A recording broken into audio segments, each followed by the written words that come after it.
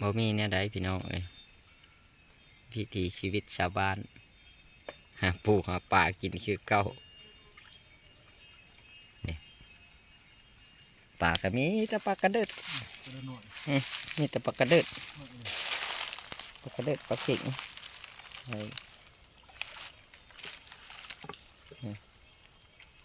มันสิได้บ่ได้มันสิพอปิ้งพอเจียวอยู่บ่พอจามอยู่บ่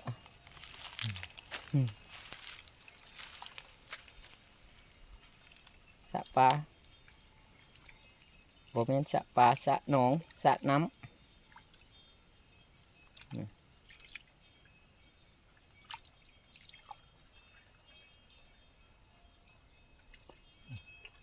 หลังจากเอ็ดการ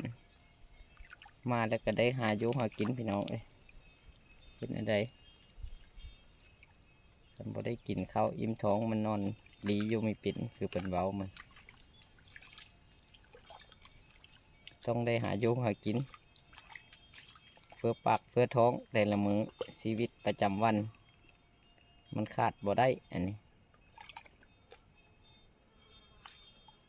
อยู่ให้อยู่หน้าขัดสิไปซื้อไปเลขแล้วมันบ่ได้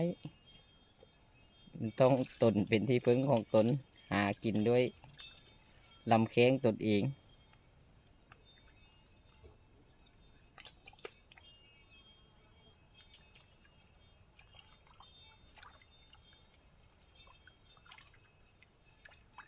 มันบ่ได้หาแบบนะจะต้องงม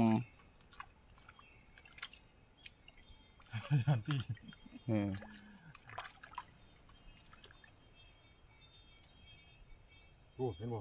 ดาวอยู่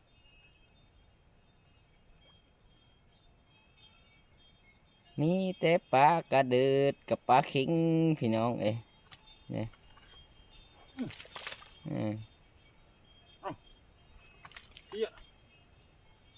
ปิ้ง มีหดปีก เป็นปิ้งเราก็มาหาลูกแตกเราแล้วก่อนจ้ะ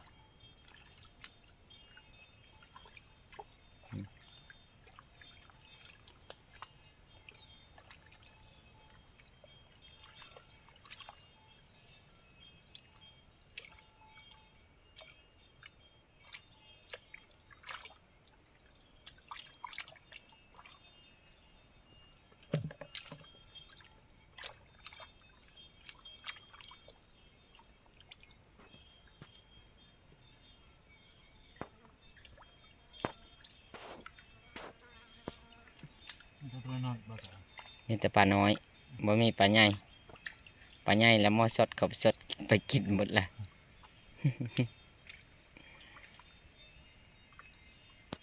เอาซ้ำนี้ละพี่น้องเอ้ยบ่มีได้ใดซ้ำนี้ละ